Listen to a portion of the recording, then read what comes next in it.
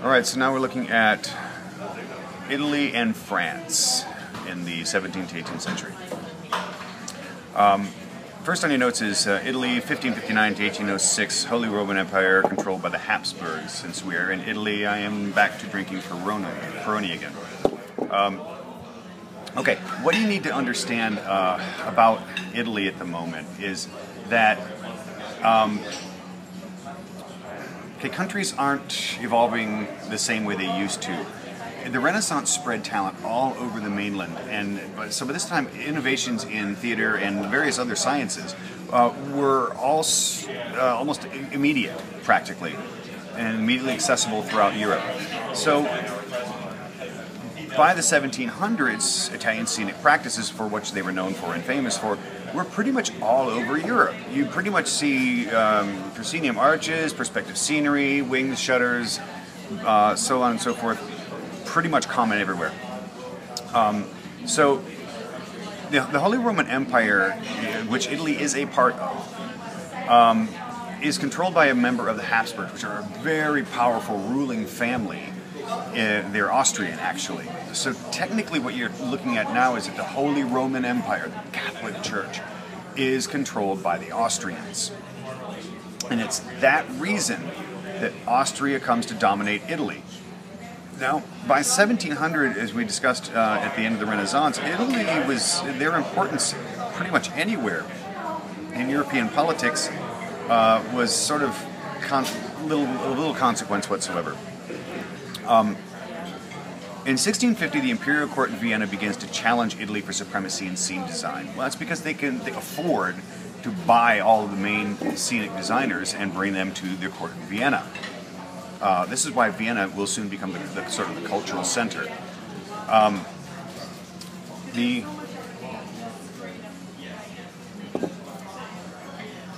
next thing on the list here is Giovanni Berensini and Ludovico Berensini produced lavish productions. And you see it's the Golden Apple in 1668. Okay, let me give you an idea of lavish productions, okay? The Golden Apple had 23 settings utilized, and I'm not talking settings as in like, you know, oh, here's a set piece here, this is another set piece for a setting. I'm talking full blown out, wings, drops, everything set. Full blown perspective set, 23 of them. Took 35 machines to do this. In the final scene of this, they grouped dancers. Some of them were floating up in the air on clouds called vol obliques. And I think we're talking about that when we get to scenic practices and their scenic devices and whatever. I think there's even a picture of one in your D2L. So you have a group of dancers up in the air in this vol oblique. You have a group of dancers on set, which, well, like platforming, which would be considered land, okay? And then the stage floor area used machines that created a look of waves and water, and the wave machines are in all of your devices as well.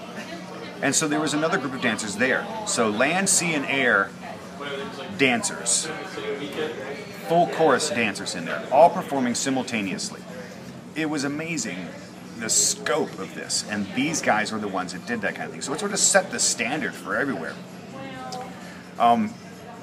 Talking about design, we need to look at a family of designers known as the Bibbienas. From 1647 to 1787, you had 5 major designers: Ferdinando Bibbiena, Francesco Bibbiena, Giuseppe Bibbiena, Antonio, and Carlo. They basically were the epitome of design in that 140-year period. Not only did they have incredible innovations in scenic design, but they also designed theaters throughout Europe. So a number of the major theaters that pop up around this era are going to be designed by the Bibbienas. So they were extremely influential in scenic and theatrical design, which then influences future design of theaters as well. 1709 and 1748, respectively, is the discovery of Herculaneum and Pompeii. Now, it's not as though they were discovered like somebody just was walking about in Italy and bumped into something and went, oh my god, there's an entire city I haven't seen before. But they actually started pulling out various artifacts from there. So now all of a sudden it raised the interest in classical civilizations. Ruins would be seen actually in people's gardens. You know, they'd have little broken column pieces and so on and so forth. It became really, really vogue to have ancient ruin pieces around. So now we're looking back. So that's sort of a neoclassical concept as well, back to the classics, back to how interesting this form of civilization was. So you're going to see the beginnings of moving toward some classical stuff based on those discoveries. By the time we hit the late 18th century, you start seeing domestic and rustic settings becoming common. Well, this is predominantly due to a man by the name of Pergolesi, who wrote The Servant and the Mistress. And it's a comic opera, and actually one of the most widely acclaimed comic opera was The Servant and the Mistress. And that's what sort of pushed for that domestic and rustic setting to take place, because that's where it was set. We only have one real designer of note other than the Bibienes of this time, and that is Giambattista Piranesi. And he was interesting because he was a major figure behind mood in settings. He would use light and shadow and whatever on set pieces to give it a specific mood. And that was sort of a jump forward. Now, if you recall, de Loutherbourg did that kind of stuff as well in England. But this is where we see it really kicking up in Italy. Italian drama is easier to break up into three sections, and that is opera libretti, tragedy, and comedy. Now, with opera libretti, you have actually two people. It should be on your notes. You see Apostolo Zeno, but there's another guy named Metastasio, and both of them were actually poets to the Imperial Court of Vienna. Metastasio is Metastasio. I left him out there initially because I felt that Zeno was more significant, but might as well put him in there so you know him. Same thing with tragedy. You've got one on there, but there's actually two of them that are kind of important. You have Francesco Scipione di Maffei, and he's important because in 1713, he wrote a play known as Merope, and that was the first important, it was the only tragedy actually of note before 1750. Around 1750, a guy by the name of Vittorio Alfieri is born.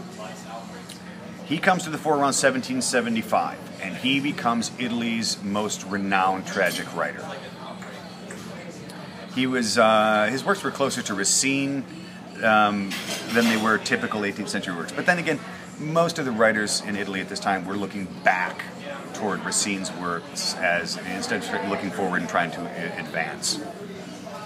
In comedy, you've got two writers of note. By the way, Vittorio Alfieri, if you want to, for spelling that, Alfieri. So, for comedy, you've got Carlo Goldoni and Carlo Gozzi, both writing around the same time period. Now, Carlo Goldoni did not like Commedia dell'arte, and he tried to change it. He tried to change a lot of the structure of Commedia dell'arte in his comedies. One of his most famous ones is The Servant of Two Masters in 1762. Carlo Gozzi was the opposite. He liked Commedia dell'arte. He didn't like what Goldoni did to it, so he tried to write his comedies putting everything from Commedia dell'arte that Goldoni took out back into it. One of his most famous ones is called Turandot, and that was also written in 1762. So you had these two warring guys, completely opposite ideas, as the comic masters of that era. And so that sort of takes care of Italy. That was it's a pretty quick one. Now, France is going to get a little bit confusing because there's a lot of back and forth and backbiting as far as genres in various acting groups. So let's give a little background on France first. There were a great deal of wars that failed attempts to unite Spain and France.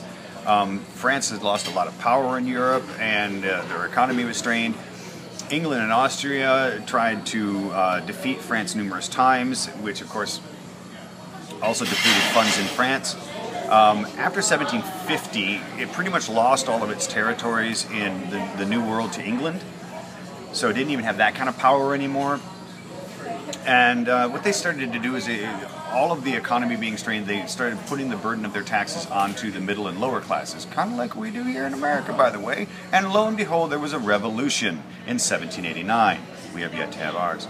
So, still, France remained the cultural center of Europe, but it's going to give way sooner or later to Vienna. Writers are still looking backwards, also more towards Racine and his styles. So, looking at your notes here, 1700, you still have two troupes. These are our acting troupes. You still have Paris Opera and Comédie Française, and that's all that are there at that moment. All right. There were numerous fair companies, which are just sort of smaller groups that would pop up in various areas in Paris that Comédie Française kept trying to suppress. And the cool thing about the fair companies is they were experimenting with different genres, different styles, in order to try to garner an audience. And that's kind of the only reason that theater continued to evolve in France. Because if you recall, toward the end of the century, Renaissance, I told you that the Paris Opera and Comédie Française, both doing different styles, Paris Opera doing opera, Comédie Française doing dramatic work, had no competition, so it got stale, and they kind of sort of rested on their laurels. Well, these fair companies are now trying new dramatic forms, and in order to get an audience from the two big guns, and that's what sort of starts kicking in a bit of new blood, new evolution into French drama. But they're constantly trying to be shut down by the Comédie Française. So in 1714, the Paris Opera grants license for the fair troupes. All right. What they did is they charged them a huge amount of money to use music, dance, and spectacle. And these entertainments were called opéras comiques, comic operas. Style became really, really popular. And what ended up happening is the opera then started fighting the fair troupes for the rights to use it. So, in a nutshell, what basically happened was the opera went, we need money, because they were always broke. We need money.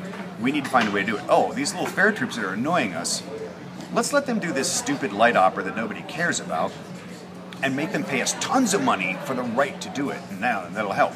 So that's what they did. And all of a sudden it caught on like wildfire. And then they went, damn it, that's really good stuff.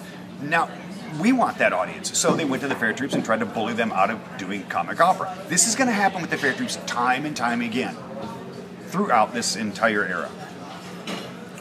So, again, starting here, now in 1716, the Duc d'Orléans invites the Comédie de l'Art troupe.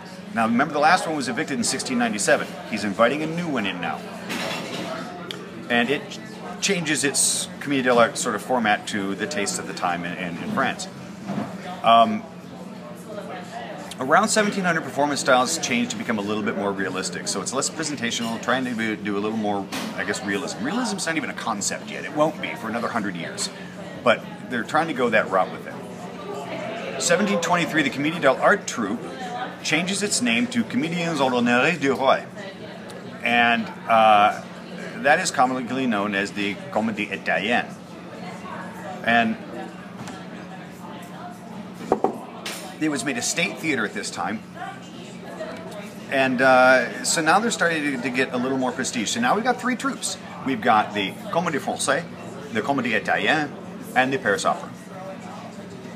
And these are three official troupes. The fair troupes, still unofficial, still vying for whatever they can get.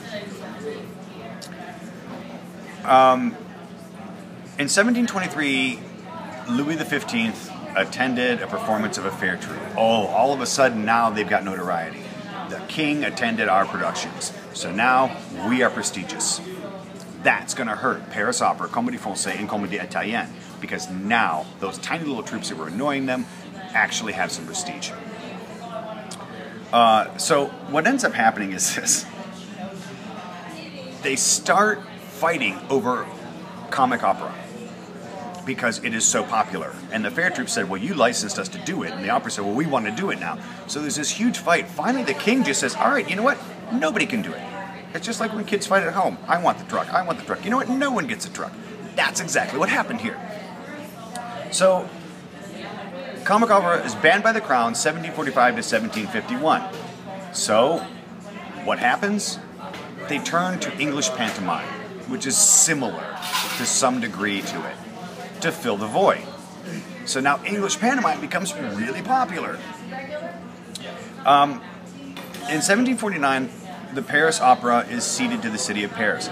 Well, that was really because it had created a debt of over 1 million francs at that point in time. Considering you're about 1750, 1 million francs at their time compared to what it is in our time, you're talking about hundreds of millions. It's an absolutely ludicrous amount of money that they had incurred in debt. So the city took it over, because obviously artists can't manage money in any way, shape, or form. So by 1751, comic opera is revived. And what ends up happening is, upon the revival, they decide to take out the commedia characters and start putting in ordinary characters. And that changes it a little bit. It still becomes popular, but still not as popular as the English pantomime. In 1752, and this is really interesting, if you remember what we just talked about in Italy, Pergolesi's The Servant, the Mistress, he actually used specific music chosen for it, or made for it. Until then, they used whatever sort of popular tunes were about and sort of set some couplets to them. Now, Pergolesi said, no, I want music specific to my show, written for my show. And that's what he did in The Servant and the Mistress. When that started becoming popular, all of a sudden France said, hey, that's a really good idea. So by 1752, you start seeing music written specifically for the plays themselves in French operas. 1762, the fair companies moved to the boulevard. Now this is really interesting because the boulevard is a certain area in France where, to this day, it's still a theater central area of it. And since they moved to the boulevard there, they became known as the Boulevard Theaters, and it's a popular name still. 1762. We have the Commedia Italienne awarding a monopoly on comic opera. Okay, so now, if you remember this now, Paris Opera gave comic opera to the fair groups because they felt it was just a flop and it didn't matter. It became hugely successful. Paris Opera tried to get it back from them. They fought over it. The Crown said, no, nobody gets it. The Crown came back and said, after a while, and said, in 1751, said, okay, comic opera is okay again, just let's not fight over it. In 1762, Commedia Italienne says, we want a monopoly on it. And the Crown says, oh, okay. So now, comic opera is again off the table for anyone but the Commedia Italienne. They bring in Goldoni, the Italian writer we just talked about, to write for these comedies for the Commedia Italienne. So, the Commedia Italienne, especially because of a lot of political things, whatever, starts realizing that Italian's not so popular in France right now. So what they end up doing in 1769 is they drop all of the French comedies from their repertoire. Fair companies now return to the original form of comic opera, and they're set to popular tunes, and they now call these comédies et vaudevilles. So comedies and vaudevilles. All right. 1773, the Commedia Italienne begins to decline in its popularity. So, because they ousted all of the French material, the French kind of went, we don't like you anyway. And now you got rid of everything that's French, so we're not going to come see you anymore. So they lost their popularity at that point in time. They'll reorganize again soon. In 1777, a writer by the name of Beaumarchais founded the Bureau Dramatique, which is the forerunner, the origin of the present-day France's Society of Authors. And he did it because there were arguments over payments to playwrights. So it was really kind of a royalties thing.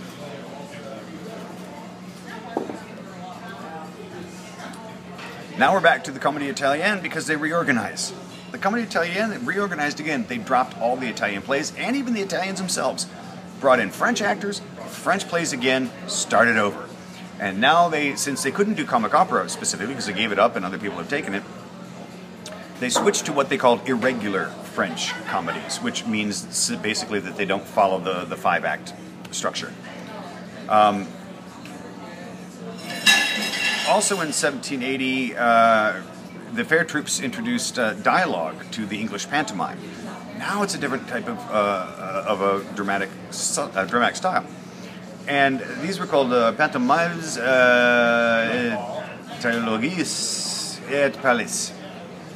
So, pantomimes with dialogue and speaking is basically what it translates to. Also in 1780, the Crown finally assumes control of the Paris Opera because even the city couldn't manage its horrible debt. 1784, Comedie Italienne gains control over minor companies. Now this one's really weird. All those fair troops are out there just effectively adapting. Every time someone takes something from them, they do something else and make it really popular, and then they want to take that and they go back to the other style. So like they have comic opera, it gets really good, someone steals it from them. So they do English pantomime and it gets really good and they go, oh no, that's really good, so they steal it from them. And then they go jump back to comic opera, make a little twist on it, and now that's really big. So they've been this incredible sort of adaptable group of people. Comedie Italienne has had enough of them at this point in time, goes to the Crown and petitions for the right to have authority over all minor troops, and they get it. So now all the fair troops actually are controlled by the Comedie Italienne, and they make them pay substantial fees to keep running. This continues up until the Revolution, which is only 5 years away anyway. So, looking at 1786 here now, the Royal Dramatic School is founded by the Comédie Française. It's actually the forerunner of the present-day Conservatoire in France. And it was designed specifically just to train actors. 1789 to 1799, the French Revolution, mainly because of the taxing of the poor treatment of the poor and the middle class. There's another reason behind that. I think, it's a theory that I have. That's a pub story for you sometime. Just take me out to a pub, we'll chat about it. But the French Revolution happened and it separated a nation. Much like our Civil War did, it separated people, even within the same companies. There were sympathizers of the revolution and people against the revolution in the same acting company. And we'll talk about the damage that does in the next section there in the 19th century. So in 1791, the National Assembly abolishes all monopolies. Now, the Comédie Italienne, Paris Opera, Comédie Française, no monopolies at all. Anyone can do anything. It's great for the fair companies. In 1791 also, the National Assembly passes the world's first law governing royalty payments. Kind of also then somewhat makes what Beaumarchais did irrelevant, but it still exists, and it's going to be assisting the government and what kind of payments they should be expecting. Theater architecture. Italian architecture begins to replace the old theaters, because up until 1750, our theater architecture was virtually unchanged. You start to see Italian architecture come in around 1750 and change the look of theaters, mainly because of the Viennas. 1763 of the Palais Royal burns, and that was the home of the opera, Paris Opera. So they moved in the Théâtre des Tuileries, which was converted from the unused Saladin machines. Théâtre des Tuileries is Tuileries, as its name. 1769, we have the opera's new theater opening. So they had built a new theater of their own after they had moved into the converted Théâtre des Tuileries. So they were were in the process of building their own theater, the new Paris Opera. And they stay there until it burns in 1781. This is a recurring theme, theaters burning down, and the reason is a lot of the open flame as they're lighting. The troupe then, once that burned down, their brand new theater, they moved into the Porte Saint Martin Theater. And they stayed there until about 1794. Now, because they had moved into their new theater and left the Théâtre des Tuileries, the Comédie Française moved in there. So it's a great theater. They left it. They're not using it. Let's move in there. And they moved in there in 1770 and stayed there till 1782. During that time, it was building its new theater. And that is on the site of the present-day Odeon. It no longer had a standing pit, though all spectators had seats. But that's actually going to be a problem in some of the other theaters that are built, because at one point in time there was a theater built that had seats in the pit and removed them because the audience was pissed. They didn't like it. 1783 we see in here, Comédie Italienne moves out of the Hôtel de Bourgogne into their own theater that they had been building. Now they were in the Hôtel de Bourgogne since 1716, so been there for quite a while. Their theater is, this is the one I was talking about, their theater is similar to the Comédie Française, but they did not, but they had a standing pit because they had seats in there and the audience was pissed off about it. So, in all honesty, seating in the pit area was not fully accepted until somewhere in the 19th century.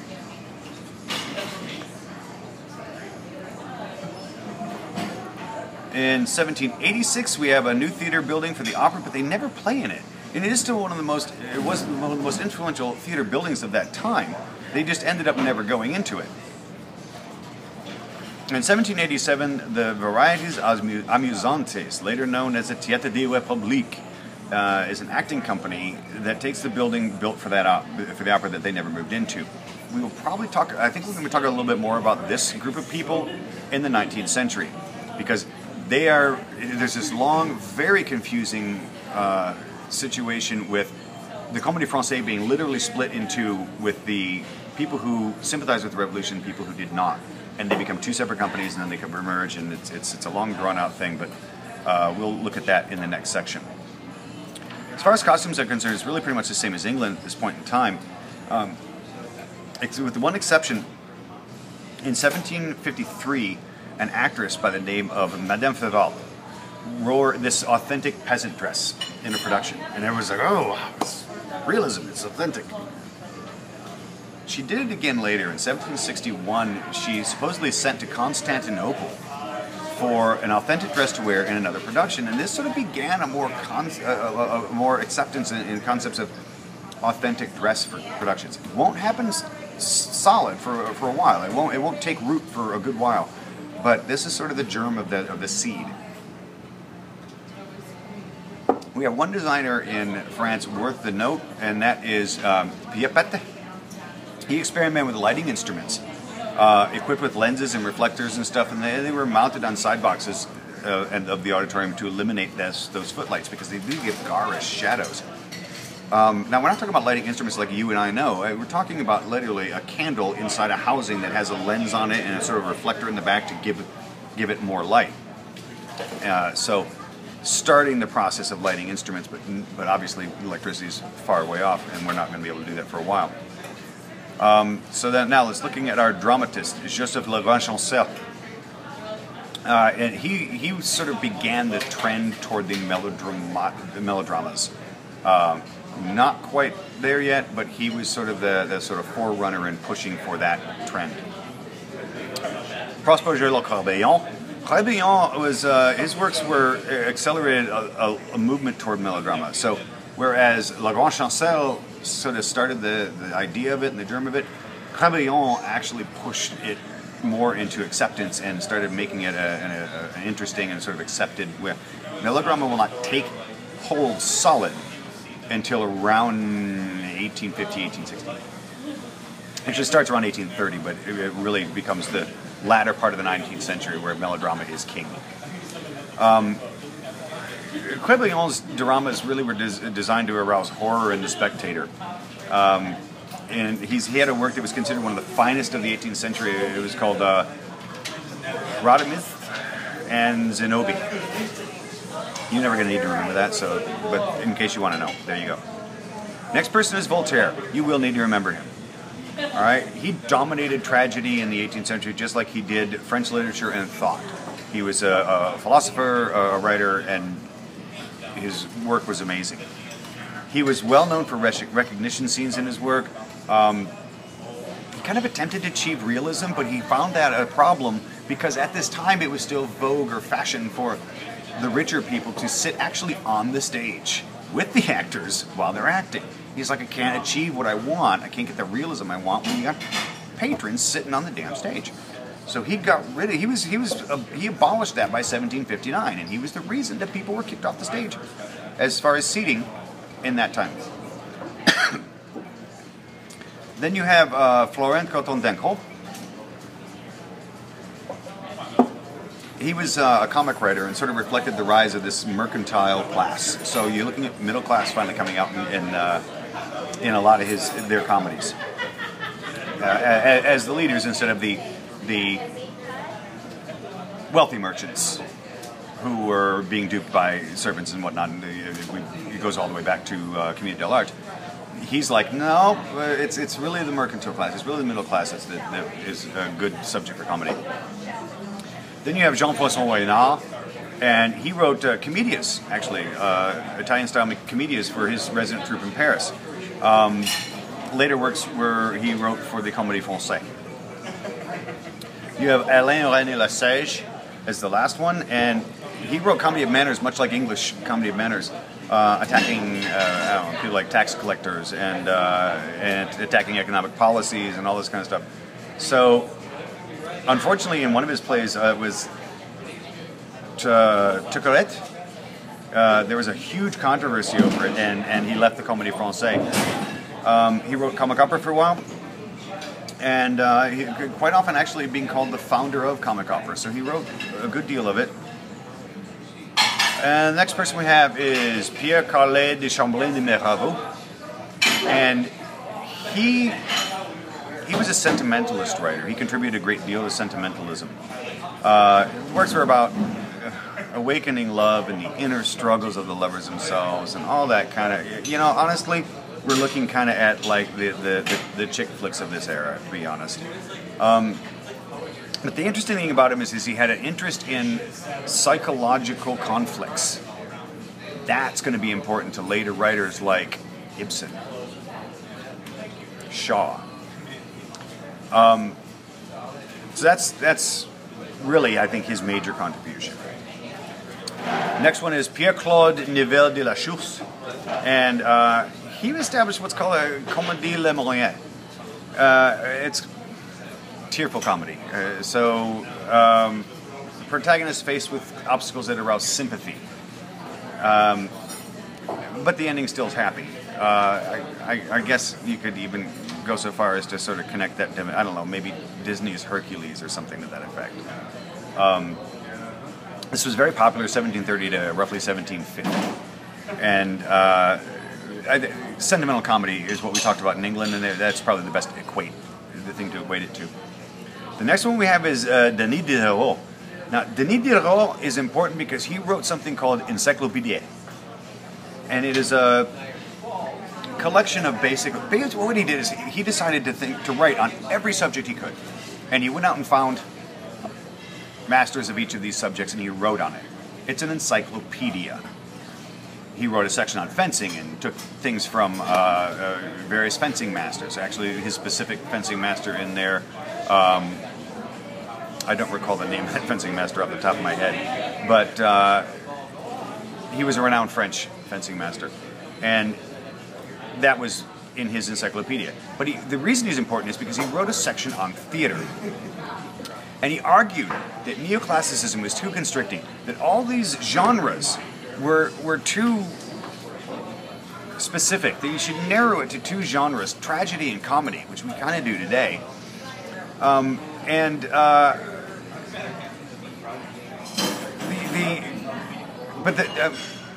The middle dramas should be added, but they need to be very sort of specified in it. So he didn't like the rigidity of neoclassicism and wanted sort of that freedom. He suggested innovations in staging, which were very important at that time. Again, because we were still sort of in that Italian-esque sort of, we stand in a sort of a semicircle and do our lines concept. And so he's like, no, staging should be differently. It should be more natural.